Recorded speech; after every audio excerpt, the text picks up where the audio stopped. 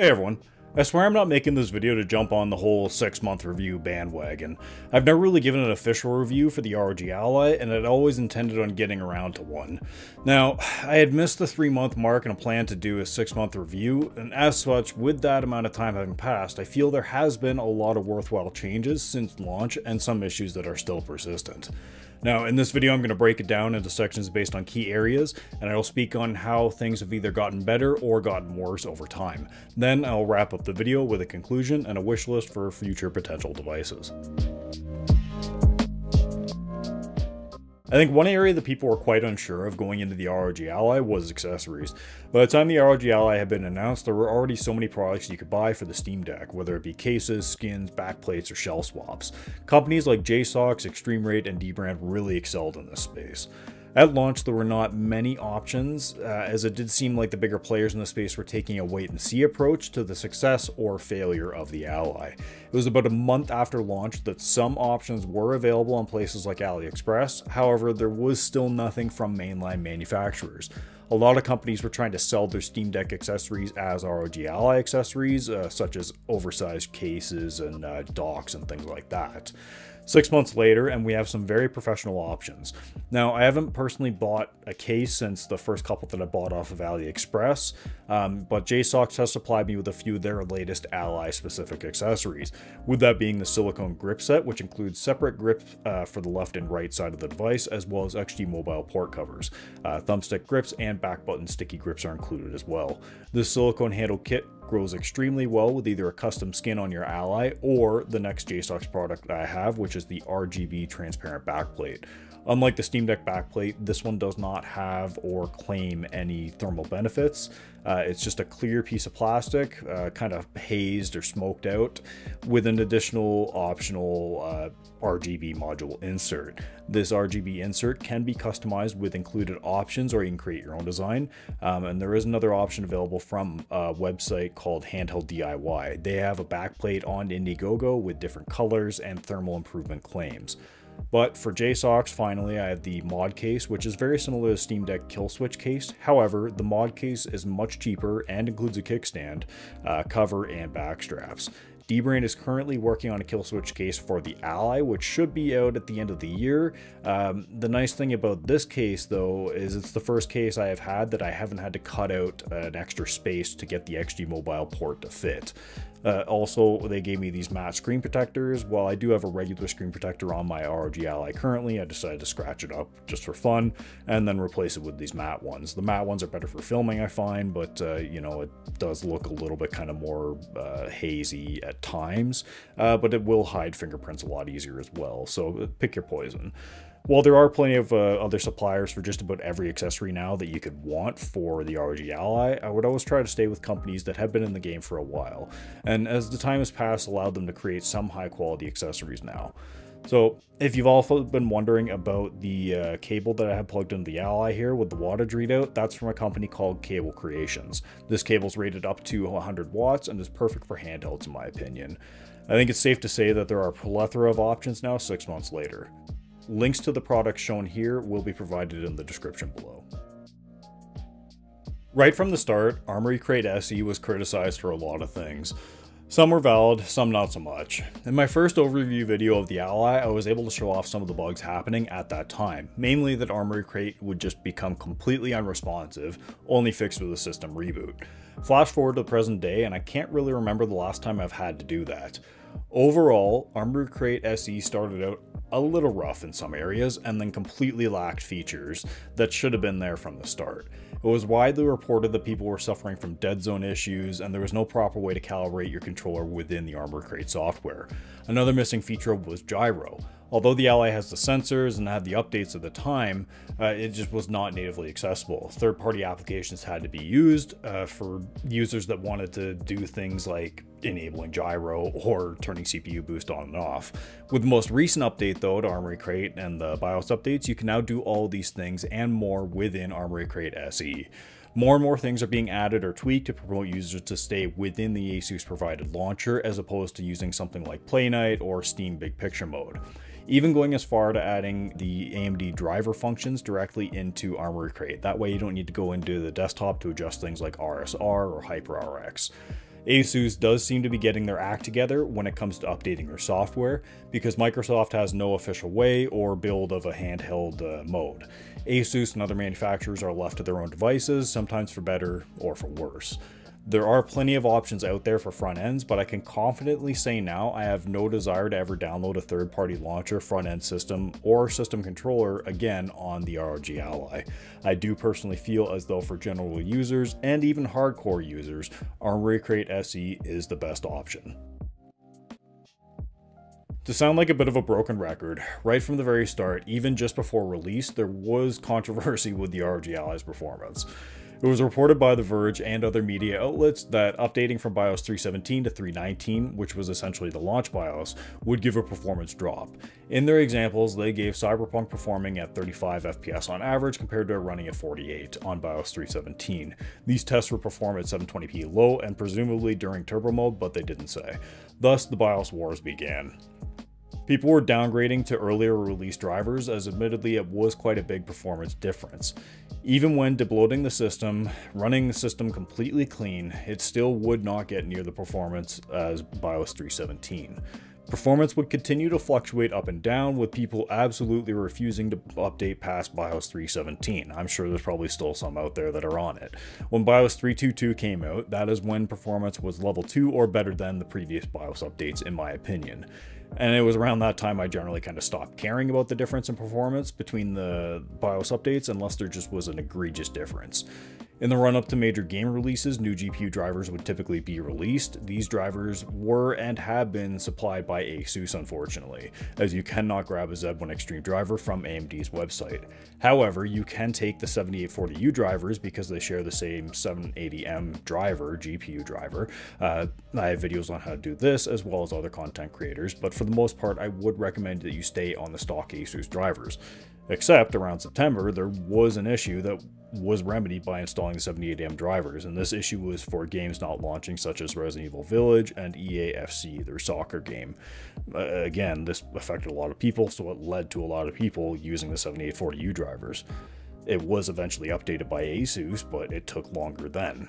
In the present day, I would say the performance on the ROG Ally is good.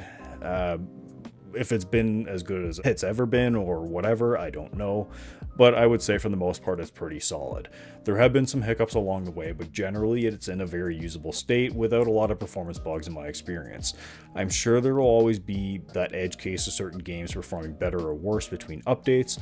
I just hope issues that games not launching do not become commonplace. Having said that, as I was filming some of this footage, I was trying to launch Doom Eternal and I keep getting a blue screen error because the GPU driver is out of date or something. That's the error that I'm getting essentially, and I can't play Doom Eternal now on the ROG Ally, so take that for what you will with the whole ASUS driver updates. From an absolute subjective point of view, only considering the types of materials used, feel of the device, and general ergonomics, I would have to say that the ASUS ROG Ally is really well built. Compared to the Steam Deck, the quality is of a similar level, and with the Lenovo Legion Go feeling slightly more premium versus those two. I do personally enjoy the white color of the device, although I would not turn my nose up at more options. When holding the device, it is quite comfortable, with the only exception being the handles of the controller and how they could potentially push into your palms, causing pressure points. This is usually alleviated though by moving positions or just stretching out your hands every so often, my experience. The buttons are very similar to the series controllers, but the sticks do feel a lot looser than the traditional Xbox controller. This was something noticed right from the start, and it's only gotten worse over time. People have modded it to try and tighten them up, but it's a difficult mod from what I've heard. Overall, the device has held up quite nicely over the past 6 months, with the exception being that the white shell picks up dirt and grime, even if you are Adrian Monk himself. Now, from a more objective point of view of the actual build quality of the device, the ROG Ally released on June the 13th.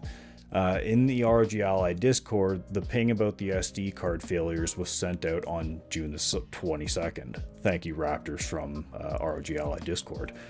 It is presumed that about a week before that, failures started happening in the form of SD cards and or the actual SD card slot in the Ally failing. There was a lot of confusion and victim blaming going on here, surprisingly. However, there hadn't been a word from ASUS. During the launch window, my SD card reader had failed.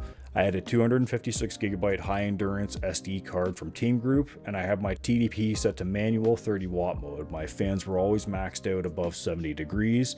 When it failed, I was installing Diablo 4 to my SD card for testing. As well, I was installing various games through Steam on the SSD.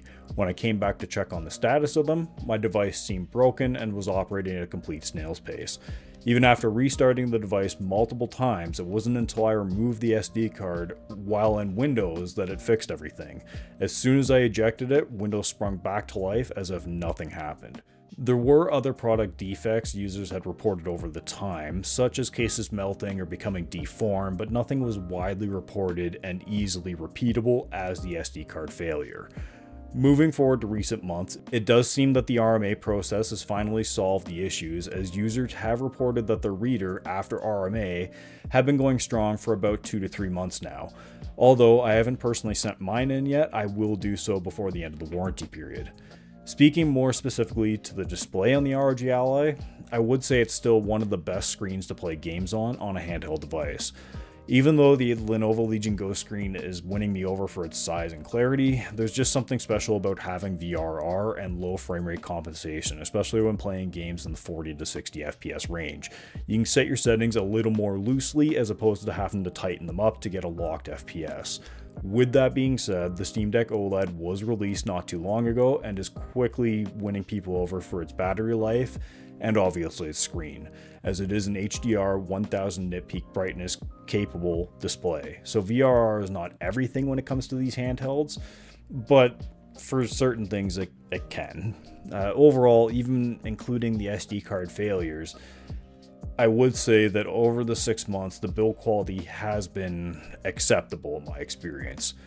While I would have very much liked for my SD card reader to not have failed, at least it is backed by some sort of warranty that's easily accessible in the regions of sale. Unlike if a part failed on a GPD device, you would have to pay to ship it there and back, and oftentimes devices would get lost or returned still non-functional. Admitting that that bar to beat wasn't very high versus other Windows handhelds in terms of reliability, the ROG Ally cleared it quite easily in my opinion, but basically setting up any other major manufacturer for an easy win. Touching more specifically onto the state of Armoury Crate SE and keeping with the mindset that BIOS 3.19 is the launch BIOS, we have seen updates bringing us up to the current 3.34. Some iterations had fixes, while others not so much. Namely, BIOS 3.22 brought in new minimum fan speeds to combat the SD card issue, although never officially stated in the changelog. Proper 30-watt modes were fixed when connecting to third-party docks in BIOS 3.23. August 8th, we saw more VRAM options added to Armoury Crate SE. Meanwhile, BIOS 3.30 brought in the much-loved Dead Zone Fix tool, as well as the joystick and trigger calibrators. There was mention of the XG Mobile getting some love, finally, but you know, it's kind of the redheaded stepchild of the ROG family, it seems like. Controversy struck again though with the release of BIOS 3.30, as it was reported users were experiencing noises from their fan or device. I never noticed anything, but users kind of reported it sounded like a buzzing sound at times. This was apparently corrected in BIOS 3.33. A popular user mod was 900p, using that as a resolution. That was brought in officially in BIOS 3.31. More recently, in the latest round of ASUS Armoury Crate and BIOS updates, the device received CPU boost control, more stats monitoring panels, and gyro control. All these updates were great in their own way, and a little less so in others. However, none of these updates were ever really given out ahead of time or shared via like a development roadmap. The odd random ASUS employee would say something in some random Discord once in a blue moon on the Friday the 13th. Other than that, it was an utter ghost town. Of course, we would get the changelogs when the patches drop, but mostly we were left in the dark as when we were expecting any sort of fixes or features being added. This, in my opinion, is a very poor practice, and I understand not wanting to say anything binding, but even a simple bug tracker or something like that to show commonly reported issues and commonly requested features. And then if ASUS could just give like a status on it, like, yes, we're aware, we're working on it, whatever. Doesn't even have to give a timeline. Comparing this practice to Lenovo, who just recently launched the Go, their communication has been nothing short of fantastic.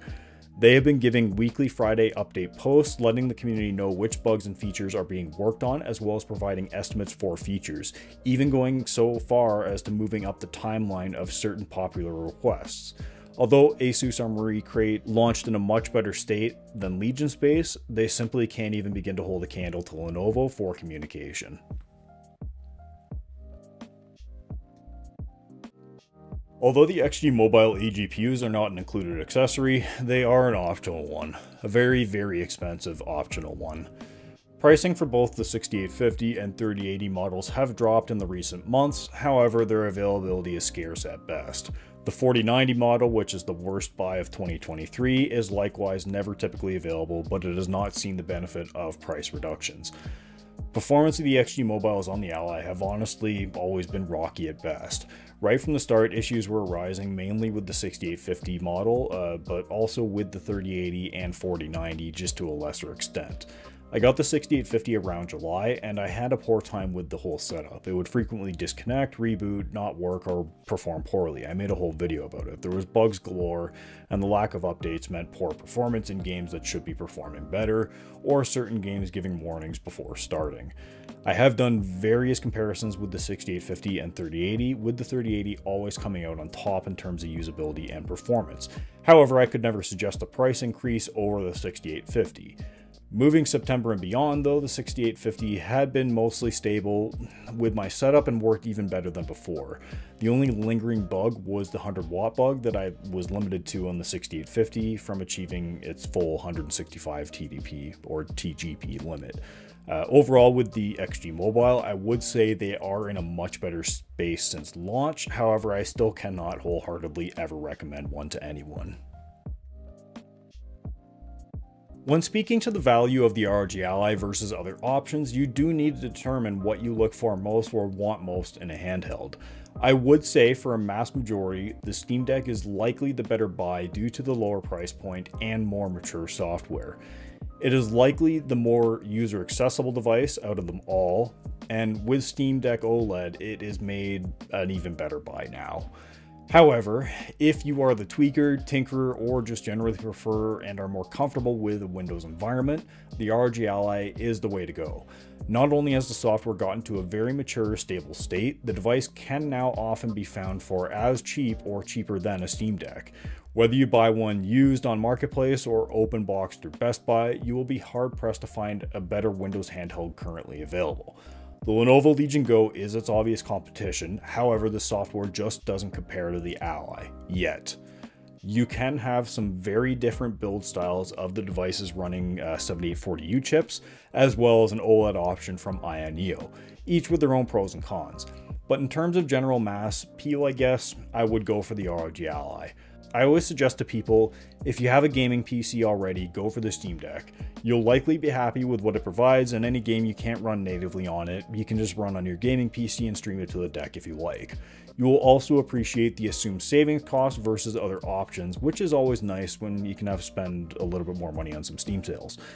If you do not have a main rig, or if you own a lot of games across multiple different game launchers, a Windows handheld may be the smarter buy. Yes, you can run third-party launchers on the Steam Deck, however it's not always guaranteed and it just isn't as easy. It is safe to say though, no matter the option you choose, now is a great time to get into PC gaming handhelds. In conclusion, while the ROG Ally started out rough and fumbled its community response, especially when considering the SD card reader failures, I would say that as it stands today, they have positioned themselves and the Ally in a very good spot. They have been slowly working away at user requests and even adding fan favorites like 900p or CPU boost. Although they have not been as communicative as I would have liked, I am sure there's some hesitation drawn from the X3D motherboard fiasco. But still, it seemed like we were getting completely stonewall for a while. And that sentiment still holds mostly true, at least for me, especially after seeing how Lenovo came right out of the gate to show them all how it's done, with respect to community engagement. Performance had been all over the place near the beginning, partly due to the infrequent BIOS updates and GPU updates for the Z1 Extreme APU. However, as time crawled on, updates were eventually released to fix most of the commonly reported issues, with recent updates to the ARM process have apparently fixed the SD card reader issues. 6 months in, the ROG Ally is in a much better place than it was at launch. As many predicted, bugs and performance tweaks would be made over time, bringing it into the state that it's in now. As for the future, I do hope and suspect that the ROG Ally has done well for ASUS. As such, I would hope that they aren't sleeping at the opportunity to continue innovation in the space, or at least making meaningful updates to the console. I would very much like to see an ROG Strix version of the Ally. The obvious inclusions for this would be Hall effect triggers and joysticks, a bigger screen with the small potential of it being an OLED, but definitely smaller bezels. As well, the addition of 32GB of RAM and the likely bump from storage to 1TB or 2TB. I could see this version coming out in a two-tone design like the Deck OLED Limited Edition, potentially with the base of black with hints of ROG red. At any rate, I would say the Ally is an overall success for the company, faults and all. Looking back on the past 6 months of the device, what have been some of your favorite moments with it? Have you kept it since launch, or have you sold it to move on to another? I know a lot of people were waiting for the Legion Go, and they were going to give their Ally to a loved one once they picked that up. Let me know in the comments what you've been doing. As always, thanks to my channel members Roy Wayne, Darkstar, Rika1217, Root Access, and PC3MKR. I appreciate you guys and can never thank you enough. Thanks again to everyone for sharing, liking, disliking, and doing what it is you do with the video.